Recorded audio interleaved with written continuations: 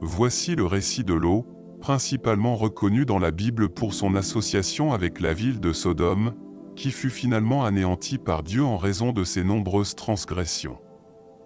Lot était le fils d'Aaron, ce qui fait de lui le neveu du grand patriarche d'Israël, Abraham. Dans cette vidéo, vous découvrirez tous les détails que la Bible fournit sur Lot. Si vous n'êtes pas encore abonné à notre chaîne, nous vous invitons à le faire dès maintenant pour ne manquer aucune de nos études bibliques. L'origine et la signification du nom de Lot restent incertaines, bien que certains érudits supposent qu'il pourrait être lié à un voile d'obscurité. Selon la Bible, après le décès de son père, Lot a quitté la ville de Haran avec son grand-père Téra, son oncle Abraham et Sarah. Plus tard, lorsqu'Abraham quitta Haran après le décès de Téra, Lot l'accompagna à Canaan. Par la suite, lors d'une grave famine dans le pays de Canaan, Lot a également voyagé avec Abraham en Égypte. Après que Pharaon a découvert qu'il avait été trompé par Abraham et Sarah, l'entourage d'Abraham a été expulsé d'Égypte et Lot est retourné avec le patriarche à Canaan. Pendant cette période, Abraham jouit d'une grande prospérité et il semble que Lot en profite également. Cependant, leurs troupeaux s'agrandissent à tel point que la région ne peut plus les accueillir tous les deux. Il en résulta des conflits entre les bergers de Lot et les bergers d'Abraham. Abraham et Lot décidèrent donc de se séparer, Abraham permettant à Lot de choisir la terre qu'il souhaitait occuper. C'est alors que Lot opte pour les plaines fertiles du Jourdain, situées près de la mer Morte et à proximité de Sodome.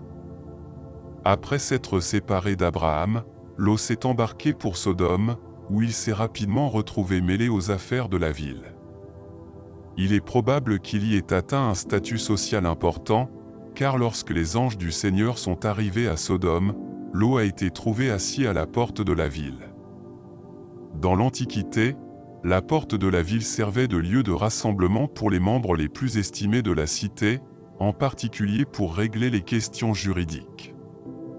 Or, les habitants de Sodome étaient notoirement méchants. La Bible décrit explicitement les hommes de la ville comme étant à la fois méchants et grands pécheurs aux yeux du Seigneur. Selon le Nouveau Testament, Lot était chaque jour profondément troublé par la méchanceté endémique des habitants de la ville.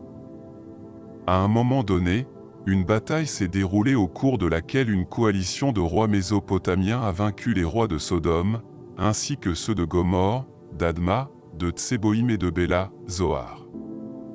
Au cours de ce conflit, tous les biens de Sodome ont été saisis et de nombreux habitants, dont Lot, ont été emmenés en captivité. Cependant, Abraham avait été prévenu à l'avance et avait rassemblé un contingent d'hommes qui ont mené un assaut nocturne réussi contre l'armée ennemie. Cette action a permis de sauver Lot et de récupérer ses biens. C'est au cours de cet épisode qu'Abraham a rencontré Melchizedek. Néanmoins, malgré ces événements tumultueux, Lot n'a pas quitté la ville.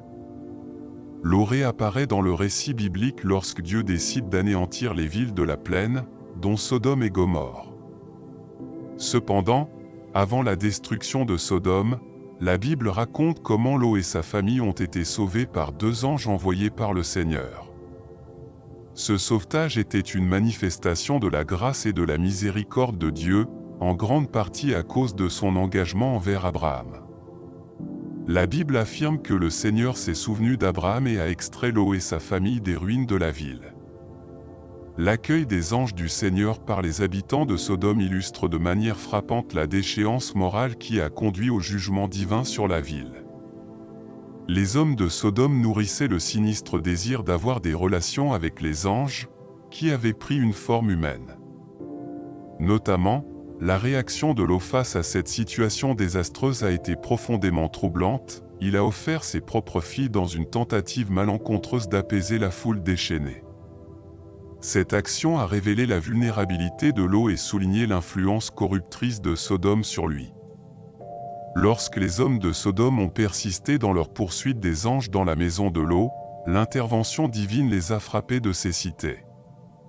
Par la suite, Lot a reçu l'ordre divin d'évacuer sa famille de la destruction imminente de la ville. Malheureusement, Lot a d'abord hésité à quitter Sodome, obligeant les anges à le guider de force, lui et sa famille. Au cours de leur fuite, les membres de la famille de Lot ont reçu un avertissement solennel leur enjoignant de ne pas regarder la ville en arrière. Tragiquement, la femme de Lot a désobéi à cet ordre et a été transformée en colonne de sel. Après leur départ de Sodome, Lot et ses fils se sont réfugiés dans une petite ville. Cependant, pour des raisons qu'il est le seul à connaître, Lot a commencé à craindre d'y résider et s'est retiré avec ses filles dans une grotte nichée dans les montagnes. C'est dans ce cadre désolé qu'un incident tragique et troublant s'est produit. Les filles de Lot, dans un acte de désespoir, ont séduit leur père et ont conçu des enfants de lui. Cet acte répréhensible a donné lieu à la naissance de 2 enfants, Moab et Ben-Ami.